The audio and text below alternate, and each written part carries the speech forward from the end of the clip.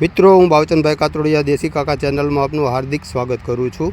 હું આજે તમને એક મહત્ત્વની અને આપણા ખોરાકમાં ઉપયોગી એવી વનસ્પતિની ઓળખાણ અને ઉપયોગ વિશે માહિતગાર કરીશ। તો મિત્રો, જે આ સ્ક્રીન ઉપર જોઈ રહ્યા છો તે છે કલારનો છોડ। આ રીતના જે મૂળાના પત્તા હોય એ ટાઈપના પત્તા હોય છે અને પત્તાની બોર્ડર ઉપર એકદમ ઝીણી ઝીણી કાંગરી હોય છે અને સફેદ કલરની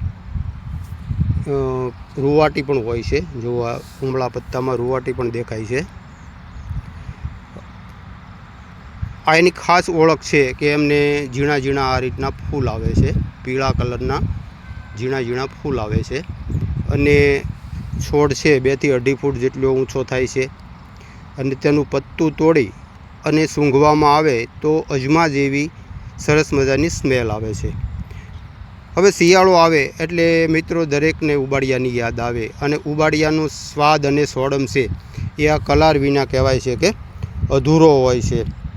જે માટલામાં બધી શાકભાજી મસાલા મિક્સ કરી અને ભરવામાં આવે છે અને ફરતી પરત છે એ આ વનસ્પતિની કરવામાં આવે છે। ત્યારબાદ માટલાનું મુખ પણ આ વનસ્પતિથી બંધ કરવામાં આવે છે।